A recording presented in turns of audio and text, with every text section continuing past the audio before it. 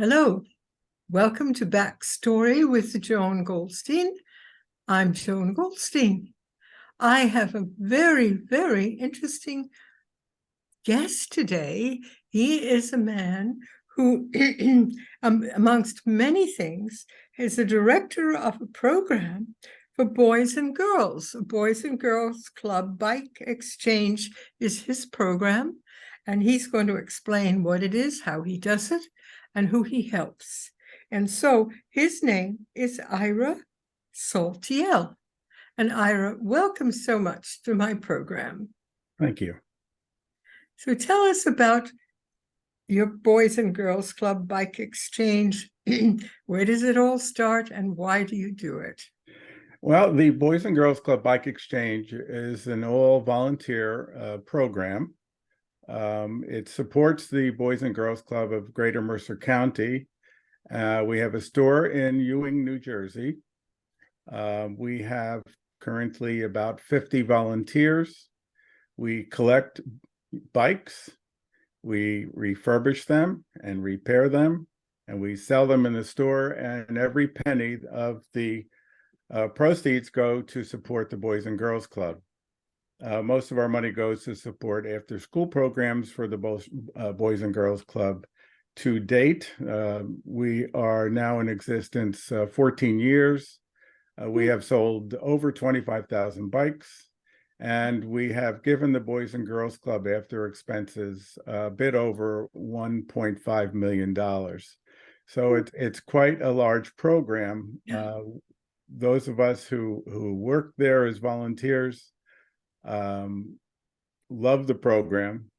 Most of us are cyclists. I'm a cyclist, former president of the local bicycle club, the Princeton Freewheeler Bike Club, which has about 700 members. Many of our volunteers are members of that bike club and other bike clubs in the area, and are avid cyclists. So we get to do what we like while giving back to the community. So it's just a really wonderful thing. I get more out of it than I give, and it's quite fun. We have a lot of wonderful experiences while we're working there. Tell us something about the kids who come there. What is their life like? Where do they live? Most of the children who go to the Boys and Girls Club in Mercer County are in and around Trenton area. They take care of about 700 kids. They have a lot of different programs for these children. They have a STEM program. They have a summer camp program. They do vocational training, including what we do with interns from the Boys and Girls Club. We train them in bike repair and how to work in a store. There are also sports programs and many other things. They get these mostly inner city kids off the streets and into a wholesome program away from school. What brought you to this? What made you want to do this? It had been on my radar. It had existed before I retired. I'm retired now about 13 years. I've been working there about 10. I've been in charge of it about 7 years now. I wanted to give back to the community. I also wanted to do things with cycling, since it's one of my passions. And this filled both of those requirements very handily.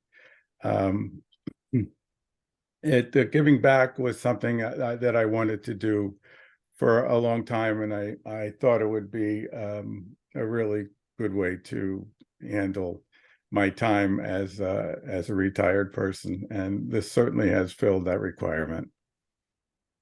Yes. When you're giving back, what do you think what do you find that the young people or the students are getting from it? What do you see?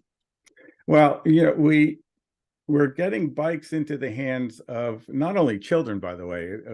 We sell adult bikes. It's not just for children. We sell all kinds of bikes and all kinds of price ranges, from $10 up to could be $1,000. But those $1,000 bikes could have cost $5,000-$6,000 when they were new. So we get bikes into the hands of people from the inner city children who wouldn't have the ability to purchase a bike at a full price. Our prices are maybe a third or 20% of what they would be new. Adults, many adults in and around the Trenton area have no other form of transportation besides a bicycle. And we sell many bikes in the $100 and less price range to adults so that they can purchase a bike. And they use it for basic transportation to get to work, for instance. So that's where most of our business comes from at this point. In addition to that, we donate bikes to various organizations throughout the year. It would be somewhere between 200 and 300 plus bikes a year. We'll donate to inner city, mostly children. It could be from Trenton. We've done it in New Brunswick. We've done it in Perth Amboy. We've done it in Camden. And several other cities and other programs that teach young children how to ride bikes. So that part of it is very rewarding as well. Didn't you also mention to me that you have a program working with prisoners in one of the prison areas and having them help you with this? Yeah, we have a couple of volunteers who work with the Department of Corrections in a facility called DEPCOR. DEPCOR is the place, it's a warehouse located in Trenton. And they warehouse things that supply all the prisons in and about New Jersey. In addition, that's where they used to make license plates back in the day when they made license plates in the prisons. So we have some inmates who come in, mostly young men. They're all men at this facility. Young men who come in and they're working in the warehouse, but we have our volunteers who work with them and teach them bike repair. And they've been very helpful. It's a two-way street. Not only do we teach them bike repair, and they also allow us to inventory bikes at their warehouse. We have about 300 plus bikes in their warehouse because our store is, even though it's large, it's a 5,000 square foot store. We sell over 2,000 bikes a year, so it's hard for us to inventory all those bikes in one place. And they allow us to do that, which is really nice. It helps us out greatly. You know, when I was a kid growing up in New York, we didn't have cars. You didn't own cars. We did have a bicycle. Our family, all four of us, my mother, father, my brother, and I would ride the same bicycle, not at the same time. Right. But we would, ride to school maybe, or maybe to the store, or maybe to buy food. So I am very familiar with bicycles. So at some point in my life, I think I had graduated from college at the University of Iowa, and I saw a note about you could bicycle through Europe. And I thought, gee, I'd like to do that. That'd be fun. So I signed up for American Youth Hostel, and it was a bike trip through England and Scandinavia. And it was through the summer. And I thought that I rode my bike pretty well and that I'd be fine, but it was more challenging than I could have imagined because we had to have saddle bags over the back of the bikes of everything that we wore, our clothes and our food. And it would be pretty tiring because we'd be biking all day long just to get to the next youth hostel, Right, where we would stay overnight. And but it was an unforgettable experience. And I did have an encounter. I did have an accident, and then the British Army on maneuvers found me on the road and took me to a hospital. And I spent a week in a British hospital before they released me. And I went back and found my youth hostel people and started biking again. So that was an adventure in itself. Yeah. So I know what you're talking about. yeah, that's quite an experience. We have one of our volunteers just completed an unsupported bike trip with, just as you did, that is with panniers, with holding all his clothing and tent and everything else he would need. He went from Key West, Florida to the top of Maine. Woo. Over 2,500 miles. and he wrote a whole big a blog about it, detailing his daily experiences, and it was quite something to read. On my bucket list when I retired was going across country on a bike, but I dropped that from my bucket list. That'll be a little too ambitious at my age at this point. Yeah, it's quite an adventure. I agree. But does it also help people to go together and to join a group and interact with each other? Does it create more community than perhaps riding in a car? It absolutely does. I've been involved with the Princeton Freewheeler Bike Club for the past 25, 30 years. I lead rides for them, and many of the members of the clubs are now my closest friends. Even with my wife, who does not ride, we socialize with many of these people. These rides can take anywhere from 3 to 4 hours. We normally go out for 30, 35 miles and takes several hours to do that, at which time we're on quiet roads throughout central Jersey. Surprisingly, New Jersey has some of the finest cycling roads around. It's hard to believe in a state that is so densely populated. But if you go east of Princeton on the other side of Route 130, you'll find very flat roads and very quiet roads on farmlands. And if you go west, you can get all the hills from the Sauerland Mountains and the Adirondacks. So there's plenty of time to talk and socialize during the ride. We also I find it much safer to ride in a group than riding by yourself. There's safety in numbers. If something would happen, there's somebody there who can help. If you get a flat tire or a mechanical, there's normally somebody who can help with that. And it's just fun. It's fun. You're a kid again. You're a kid again. In fact, what got me into cycling as an adult, because I rode a bike as a child, as you did, in 1979, a movie called Breaking Away came out. And I saw this movie about a young boy who was enamored with cycling. And that just got me started in thinking about getting a bike. My children were only a couple of years old, and I was able to get out and bike, and from then till now, it's been a big part of my life. It's amazing, isn't it? Yes. You also said you had some stories to tell about people who got into biking through your program, and things changed for them in very good ways. Well, yeah, that's interesting. We've had a lot of inspirational type stories that occur at the store. A couple of years ago, a husband and wife came in, and they were looking to get a tandem bike, that is a bike with 2 seats. And they wanted a tandem because his wife was blind. There was no way for her to ride unless she was on the back of a tandem. And we happened to have a bike that was worth several $1,000s new, probably about $3,000 or $4,000 new. And we sold it at a tremendous discount. I even gave them an extra discount just to get it into their hands. And that was, I could see the smiles on their faces as they took that bike out for a test ride, and that was wonderful.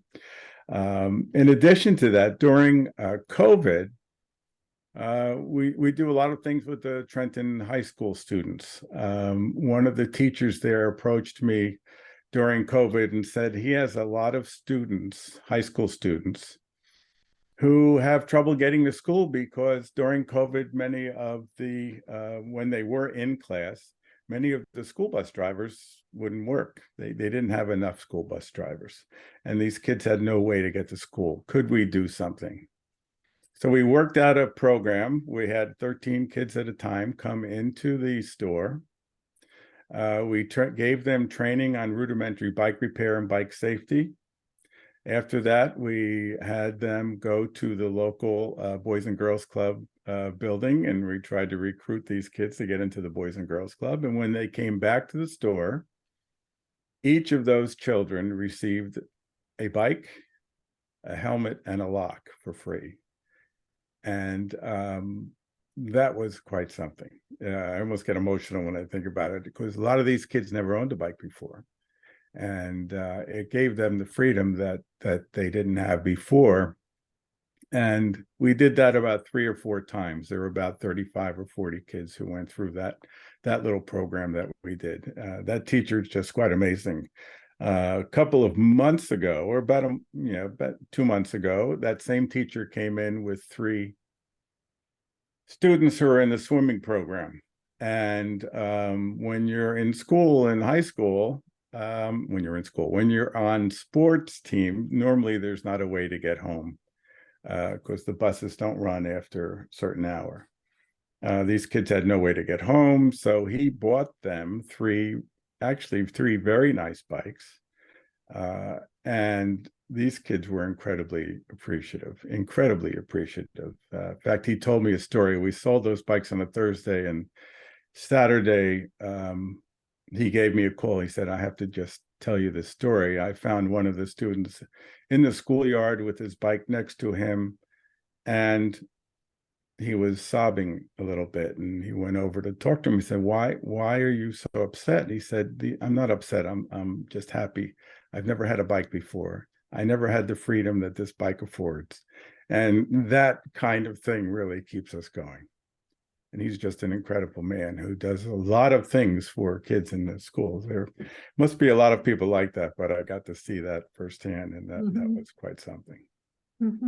So there are people out there like you, people who care about others, who want to make people feel happier or better about their lives. What do you suggest to people? Do you think people should be doing more for each other, or do you think that we need to be more aware of how we can help those who have less than we do? Yeah, absolutely. It doesn't take much time. I put a lot of time in because I like to do it, but you don't have to do this 24/7. And for what you can possibly give, you get much more back. And there are a lot of organizations and things, places around where you can donate your time and feel good about it and do so much good for the community.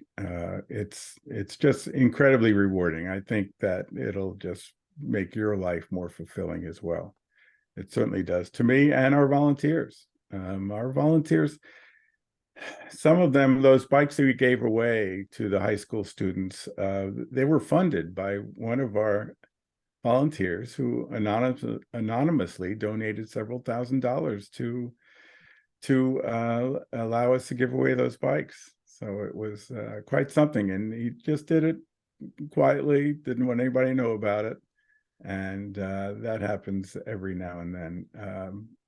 He's just a wonderful person, and we have a lot of people like that who give back. And many of our volunteers do other things. They work with Task, the local organization in Trenton. It's a food pantry. Some work for some of the other programs in and around Trenton as well.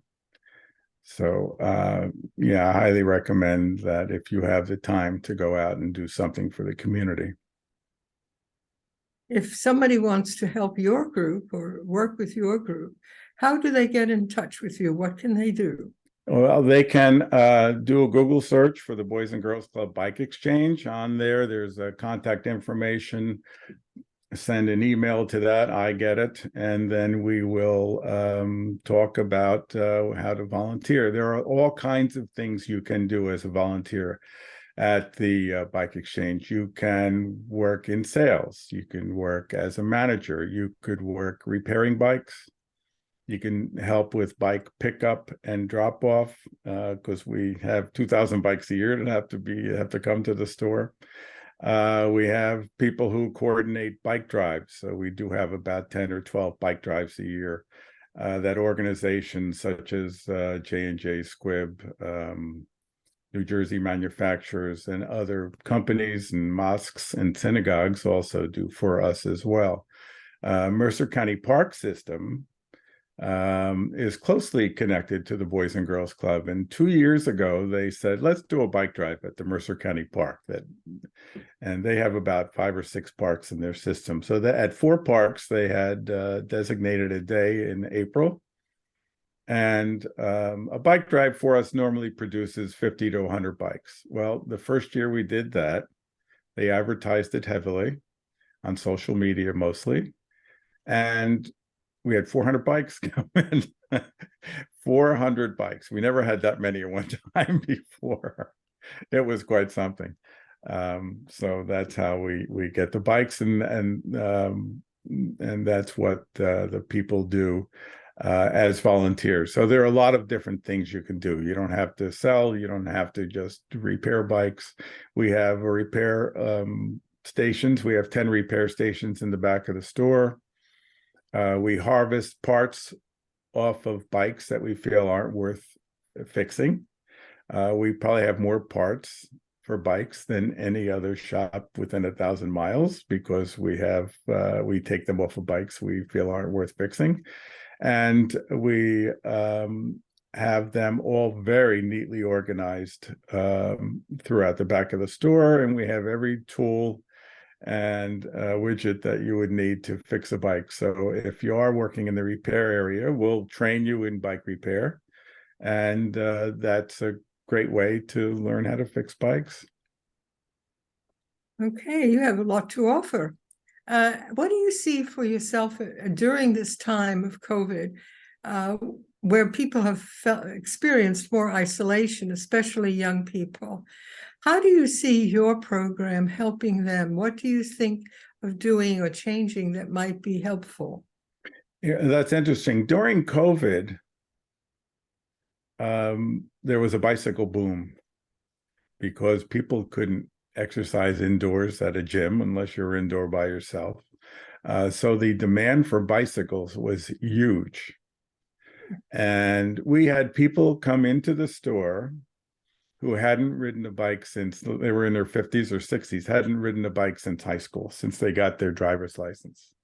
And they said, what kind of bike can I get? I don't know. I haven't ridden. I don't know if I still can ride. And of course, they got on a bike and they rode. The demand for bikes was so high and the supply was so low that we were the only shop around because the supply chain for bikes, as well as most other things, just dried up. But we had bikes, and there were days when we were only open one day a week, and people would wait 2 hours in line outside our store. The line would wrap around the building. I have pictures of it later if we want to show some pictures. Wrap around the store, and we would have on the sales floor, we normally have about 200 bikes.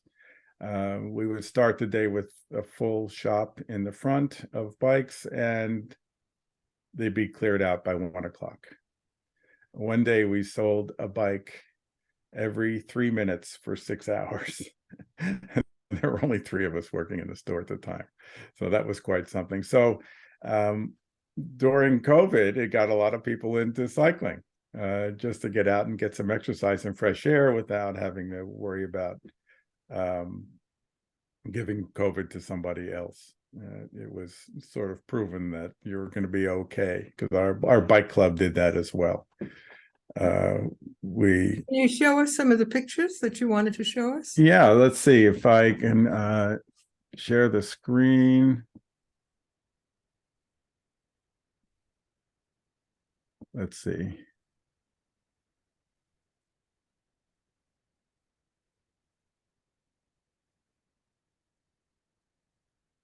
So I'll go through these one by one. So this is when we collect bikes. This is a friend who had one of these kind of cars, and at any given time, we can get 25 to as many as 400 bikes. That's our storefront in the Capitol Plaza Shopping Center. Now, this is the first group of high school students. There were 13 of them who came with a teacher, and they got all these bikes for free. You can see it was during COVID, so we were all masked. And the people, this fella here is the trainer. He trains our interns. In fact, he came through the intern program. He lived in Trenton area, went through the intern program, and now he's hired. He's the only person that we hire or as part of the Boys and Girls Club. He's on their payroll to train interns, and he worked with these young men as well. And our volunteers, this fellow was a professor at college at Mercer County College. He worked for Squibb. He's an actor, and he did some stuff on Marcus at some theaters in Philadelphia. And then there's me, and I'm just a used bike salesman. So this is one of the interns. I always like this picture because he was a large young man working on the tiniest of bikes, and you can see he was getting a kick out of it as well. This was a day called First Night or Night Out or something. The Trenton Police Department has his program, and we gave away about 70 bikes. So all those bikes were given away to children in Trenton. These are all the kids who got the bikes. There's our sign with the bike exchange. That was a good day. Present there was the mayor of Trenton, also the fellow, he was the head of the Department of Corrections for the state. And some of our volunteers obviously were there as well. This was during COVID, when people were waiting 6 feet apart. All these people here were waiting to get in. It actually wrapped around the mall. They waited as long as 2 hours to get into the store. So that was quite something.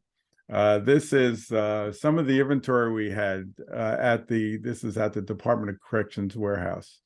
This company, Zagster, donated, they're a bike share program. In fact, they did exist in Princeton as well.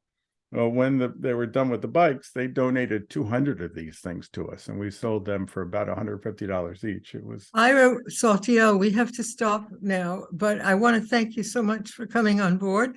Hopefully, if there are people who want to join you or help you, they can get in touch with you.